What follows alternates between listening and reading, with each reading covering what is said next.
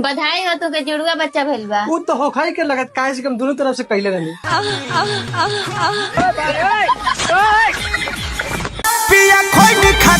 बाबू तोरा लागे शायरी बा। सुनावा। 1 2 3 4 हो जाई। हम पेल दम तो बुखार हो जाई। ये बड़ी अच्छी बात है। अच्छा बाबू, रसियन में गांव वाली में का अंतर होकेला? रसियन 6000 में मरवावेली या गाँव वाली 300 में। ये बड़ी अच्छी बात है।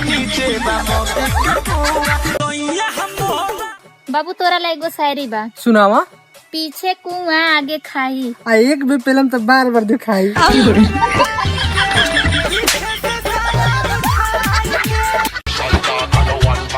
भाई हमार सच्चा प्यार वो नहीं होता है जिसमें दिल टूट जाए। सच्चा प्यार वो होता है जिसमें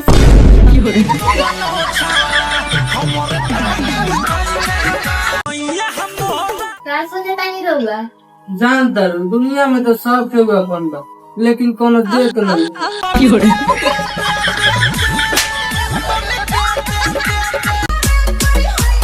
काश तू हमारा दर्द के दवाई बन जाए तू तो सुबह शाम ले।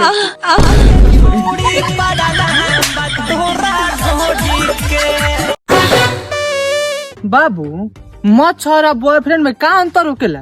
मच्छर डंक मारता है, बॉयफ्रेंड गार्ड। ये बड़ी अच्छी बात है।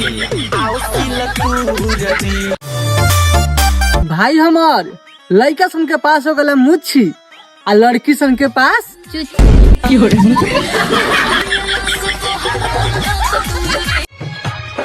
बाबू, हाँ आ दिल्ली हो दिल वालों की, आ लंदन लंडवा। ये बड़ी अच्छी बात है।